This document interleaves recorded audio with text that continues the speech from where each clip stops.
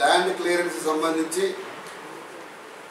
కేంద్ర ప్రభుత్వం నుంచి 2013 జీవో ఏదైతే సుదీర్ఘకాలం పోరాటాల తర్వాత ఈ దేశంలో ఉన్నటువంటి భూమి పుత్రులు సాధించుకున్నటువంటి ఒక అంశం ఉందో దాన్ని కాదని ఆ 2013 జీవో కాదని చంద్రశేఖరరావు తన అనుకూలం కోసం ఏకపక్షంగా భూములు గుంజుకోవడం కోసం మల్లన్న సాగర్లో మొదలుపెట్టినటువంటి వేట జీవో 123 ఏదో దానికి క్లియరెన్స్ ఇస్తూ కేంద్ర ప్రభుత్వం తీసుకున్నటువంటి నిర్ణయాన్ని మేము ఖండిస్తాము.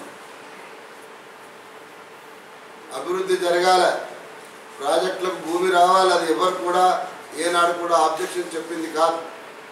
కానీ ఇవాళ బలవంతంగా భూసేకరణ ఎట్లా ఉంటుందంటే సుందిల్ల పంప్ హౌస్ దగ్గర గోరివాడలో రైతులు ఖాళీ చేయకపోతే బలవంతంగా పోలీసులు తీసుకొని వెళ్ళి ఒక 40 కిలోమీటర్ల దూరంలో సుదీర్ఘ ప్రాంతంలో వదిలిపెట్టి రావడం, ఇది మానవ హక్కుల ఉల్లంఘన కిందికి రాదా?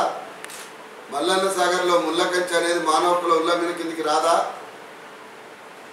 ప్రతిపక్షాలకు కూడా చెప్తా ఉన్నాం, మీరు ఢిల్లీలో మీ ప్రభుత్వాలు ఉన్నాయి కాబట్టి అని చెప్పేసి అరాచకాన్ని అప్రజాస్వామికాన్ని కూడా నెత్తిన మోస్తే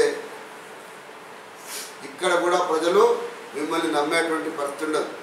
నిజాన్ని నిజంగా రాజ్యాంగబద్ధమైన దాన్ని రాజ్యాంగబద్ధంగా ప్రజల హక్కులుగా నిలబడ్డటువంటి వాళ్ళే ప్రజాపక్షం అవుతారు, ప్రతిపక్షం అవుతారు. కాబట్టి భారతీయ జనతా పార్టీ మిత్రులకు మేము విజ్ఞప్తి చేస్తున్నాం, భవిష్యత్తు కాలంలో కేసీఆర్ చెలరేగి ఇవాళ కేంద్ర ప్రభుత్వం ఇచ్చినటువంటి అనుమతిని ముందర పెట్టుకొని ప్రజల మీద దాడులు చేస్తే ఆపడానికి ముందుండాల్సిన బాధ్యత మీ మీదనే ఉంటుంది.